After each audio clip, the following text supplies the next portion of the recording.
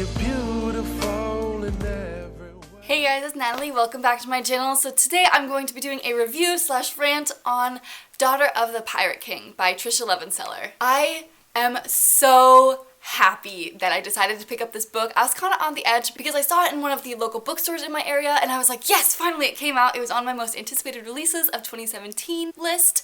And so I was like, yes, like it's out. I'm so excited. I love pirates. I've loved Pirates of the Caribbean since I was little. It's just like such a cool like theme / like group of people that I think is totally not written about enough. And I would love maybe someday to write a pirate book, but for now I'm happy with Tricia Levenseller's. I zoomed through that. I was up till like 2 in the morning the other night just finishing this book. It was so incredible. It was everything and more that I wanted it to be. I love Tricia's writing style. I think she did such a beautiful job creating this atmosphere of the pirate ship. I was always imagining the setting and that it was there and that they were on the ship and that there was creaking and the sea breeze and just everything. And it was just such an awesome story. I'm just like fangirling so hard. I gave it 5 stars. It is one of the few books I've given 5 stars to. I adore it. It's definitely going on my favorite shelf right back there as soon as I get it back from my friend because I lent it to her. But it is just such an awesome idea. So for those of you that do not know the general plotline, I'll give you a quick little synopsis. It is basically about a girl, her name's Alosa, I believe. And so Alosa is the daughter of Callaghan, who is one of the pirate lords, and he's actually a self-titled king of the sea, more or less. And he basically controls, you know, ships coming and going and the trade, and everyone owes him a percentage of their makings, of their earnings. And he basically is like the ruler of the sea. That's how it goes. And she is his daughter. She is his only claimed daughter, though she mentions in the book that there were probably several other children of his as well. Because he's the Pirate King. Like, what do you expect? And basically, so we start off the story with Alosa. She is on the pirate ship that she was given by her father, and she has this crew. She was only allowed to take about 3 of her own girls from her personal crew on the Ava Lee with her on this mission. And basically, they managed to get Alosa captured accidentally, by a different pirate lord. And so this pirate lord is actually missing. He has passed away and his sons now control his ship. And so we have Draxon, who is the captain, and Raiden, the unfairly attractive, I love that description, unfairly attractive first mate. And so they end up capturing her, and what happens is Alosa is on this ship intentionally. She was sent by her father to retrieve part of a map that leads to the Isle de Canta, I believe. It is the island of song. And here is where all of the treasure from hundreds and hundreds of years has been kept safe and secret from the world, from the sirens, when they kidnap pirates from their ship and they steal men and they basically devour them and they steal all of their wealth. And then they kept it hidden on this island. So it's just kind of like this secret treasure, but like an entire island's worth. And so each of the pirate lords, there are 3 of them, were given a portion of the map. And so Callaghan already has his part of the map. And so he wants Alosa to sneak onto this ship and steal the other half that Draxon and Raiden supposedly have.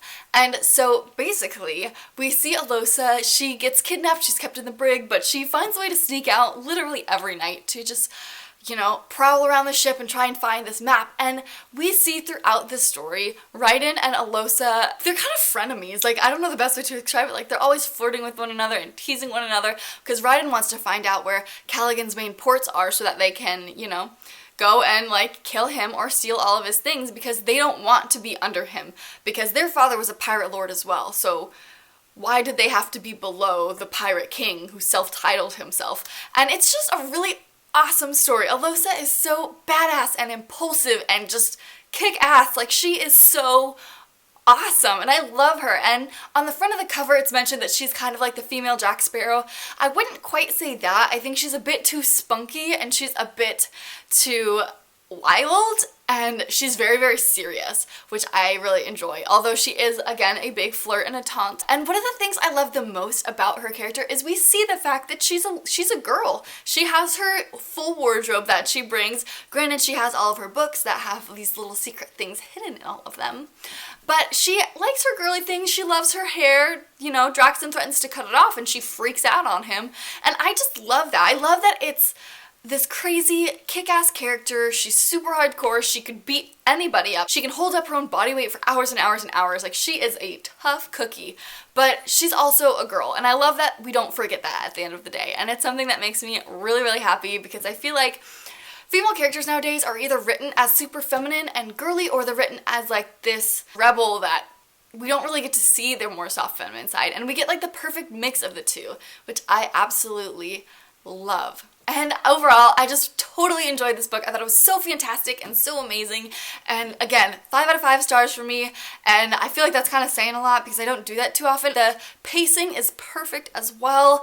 It is just kind of go, go, go, which I personally really enjoy in books. I don't really like when the story lags too much, and I did not see that happening at all during this book, which I love. I also discovered that it is the first book in a duology that Tricia Levenseller is writing, and I am so pumped for the second book. I have no idea when it's going to come out. I have no idea when it's going to be released, but I cannot wait.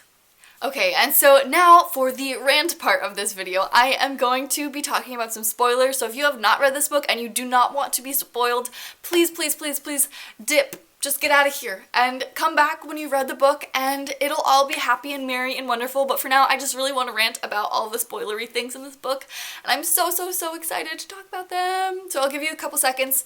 Bye guys, see ya. Thanks for watching my review. And now, okay, so now we've got all the people ready for the rant.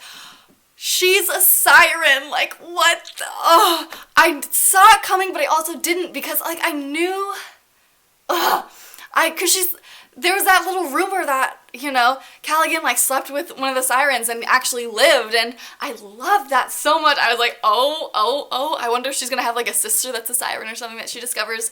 But it was actually her, and I think that's so cool. And I love that she could see like people's auras or like their emotions as like colors, and I love that she had to figure it out on her own. I like that it's not just like, oh, that's that. She's kind of like, I kind of see what you're feeling, but I don't really know why. All I know is I can see your emotions based on what's going on.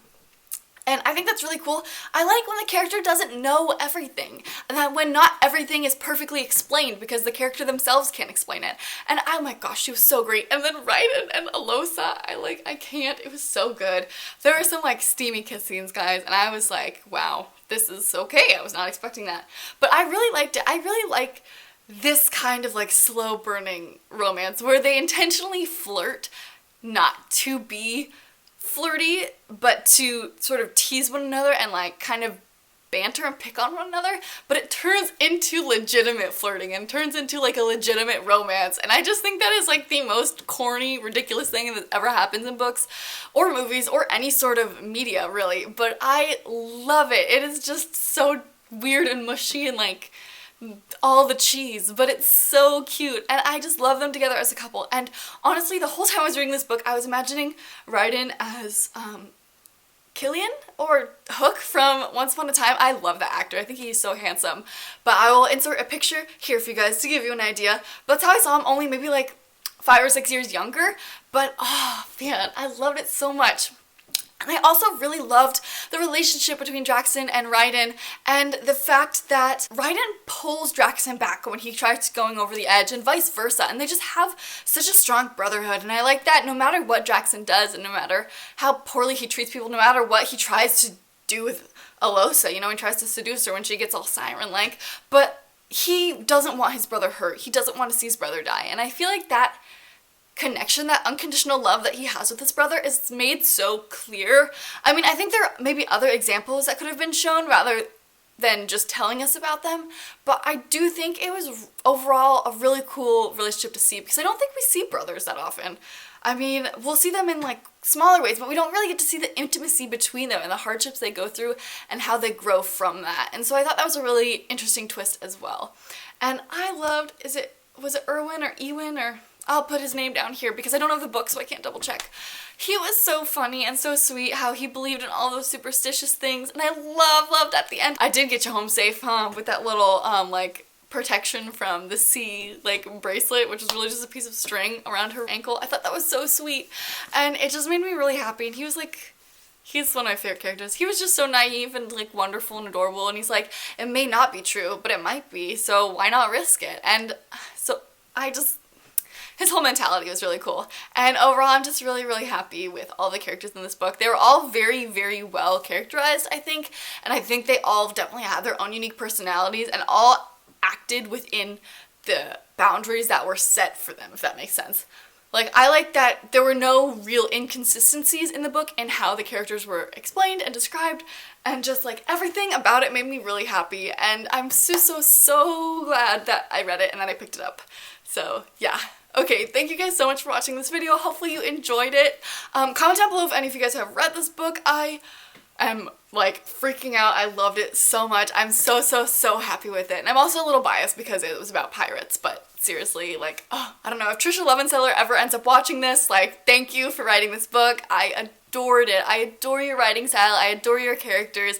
And I wish you all the best with the second book. I personally cannot wait for it. Thank you guys so much. Have an awesome day. I'll see you guys soon. Bye.